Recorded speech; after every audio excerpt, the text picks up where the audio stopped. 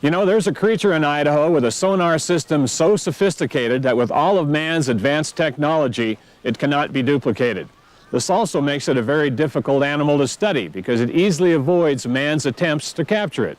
But patience and perseverance pay off, and in our next story, we're going to get a close-up look at this mysterious creature of the night, the bat.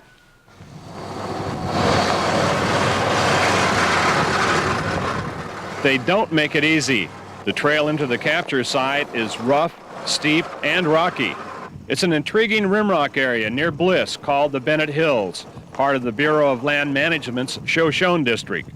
The scientists know of a number of caves in the area, and they suspect that there are more here yet to be discovered.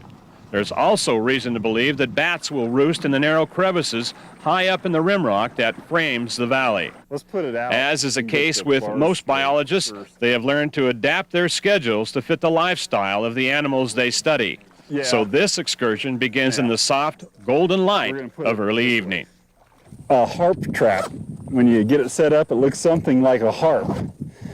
The strings in the harp are actually monofilament line. They all run vertically, and it's designed to confuse the echolocation systems on bats. Lyle Lewis is part of a research team made up of scientists from the Bureau of Land Management, the Idaho Department of Fish and Game, and the United States Forest Service.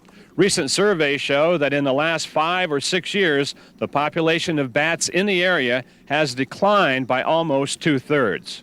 This reflects a trend nationwide. Six bat species in the United States have been listed as endangered, and 18 others are candidates for listing. 6 of those candidates are species that reside in Idaho.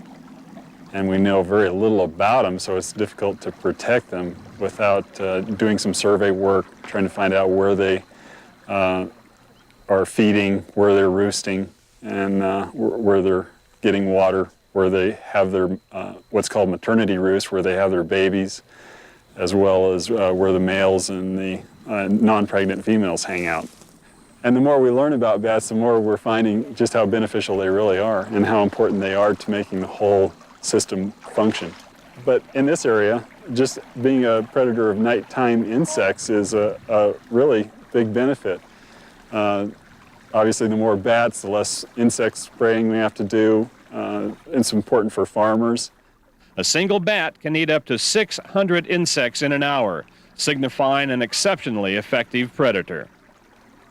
The sun has disappeared behind a far bluff, leaving behind a world suddenly bereft of its golden warmth. Up in the cloudless sky is the faint outline of the moon. It gradually becomes more distinct, brightening as the shadows deepen. The first bats appear, flying erratically, silhouetted against the fading light. The scientists hurry to finish their tasks in the near darkness. The wind seems to have ruled in our favor, calming in the cooler night air. A hopeful indicator of success. Now it becomes a waiting game. We're ready. Bring on the bats. As we wait, Lyle explains what scientists expect are the reasons for declining bat populations. One of the biggest ones is people not realizing when they go into caves in the wintertime that they're disturbing bats. To combat this problem, land managers have built gates across some caves and abandoned mines. These will keep people out, but allow the bats to pass through to their wintering area, which is called a hibernaculum. They actually go into a much deeper hibernation state than even bears do. They shut their body temperature down to 32 degrees or just barely above that and go into what's called torpor, and really the respiration is just very, very slight. When the bats are disturbed during this hibernation, they expend energy, moving away from the source of disturbance. If this happens fairly often, they will literally starve to death, using up all the fat reserves required to get them through the winter. If a gate like this is installed, the bats have a better chance of surviving until spring. Oh, we got one. All right. It's hanging upside down, tangled in one of the mist nets. It's a male Ori bat, distinguishable by his large size and the frosted look to his hair. Hey, could you get me your leather glove? These guys got some jaws on them. When you handle bats like I do, we get rabies shots to make sure that you have to take some precautions, because when you're actually handling them, and you will be, they're going to be trying to bite you, and occasionally they may. Although rabies is often linked with bats, in reality, less than 4% of them actually carry the disease. Let's take him back over here where we can do all the measurements.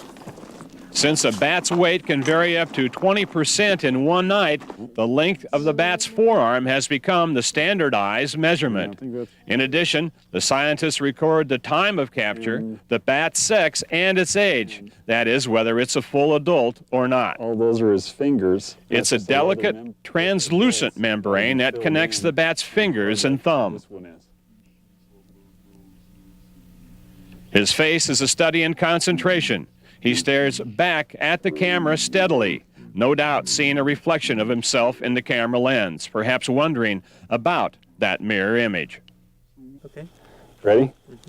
The time has come to set this mysterious creature free. He hesitates briefly and then disappears into the protective darkness.